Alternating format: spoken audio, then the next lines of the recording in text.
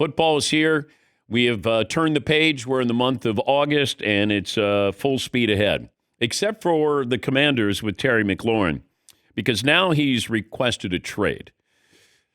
And you start to – these things normally work out, but at what point do you go, if you're Terry McLaurin, the point of no return?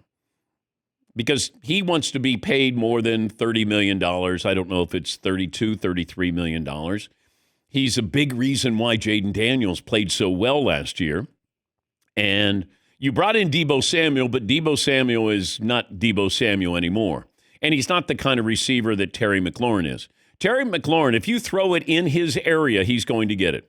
Contested catches, he was number one in the NFL the last 5 years. This is what you need with Jaden Daniels. Going into his second year, you got momentum. You got the defending Super Bowl champs in your division.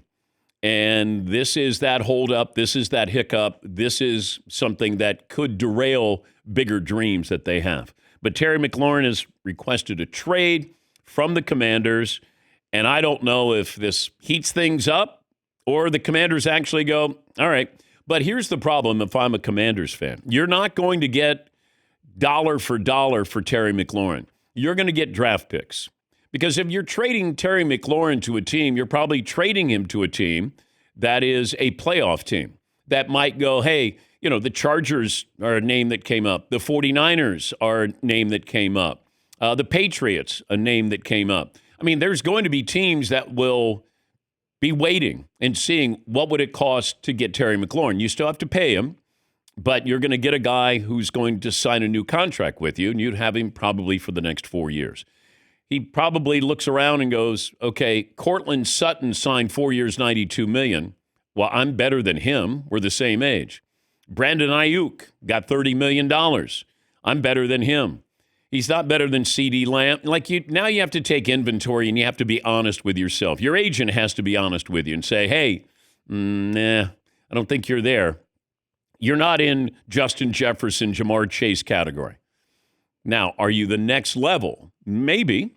And what is commensurate to your production, your output?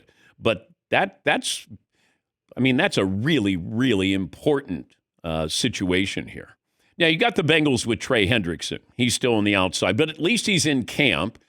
Terry McLaurin, when you say, hey, trade me, that's a little bit different. Now, once again, this comes down to war of words, leverage, and they could wrap this up, probably in a half-hour meeting and say, all right, I'll take this. I'll surrender that. Next thing you know, Terry McLaurin's in camp. But, the potential for disaster here looms pretty big because Jaden Daniels, you want him to take that next step. Second year, we see quarterbacks sometimes – they take a little bit of a dip, and I would love to keep that momentum the best I can if I'm the Commanders. And sometimes it's a couple of $1 million. And this goes back to what I've said about the Cowboys situation with Micah Parsons. You're probably going to be spending $8 million more than you need to each year with Micah Parsons because you could have gotten him for maybe $34 million.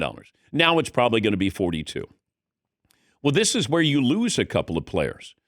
Couple of $1 million here. Now we have to let that guy go. It was a couple of $1 million with Derrick Henry. And I go back to that. Couple of $1 million, you could have had Derrick Henry, who wanted to play for the Cowboys, is from Dallas, wanted to play for you, but a couple of $1 million. But Trey Hendrickson, Terry McLaurin, Micah Parsons, I think all of them get done. But it's only because I've been doing this for a long, long time, and they usually get done. Somebody doesn't get traded, and you have a hold-in, and that's so they don't get fined.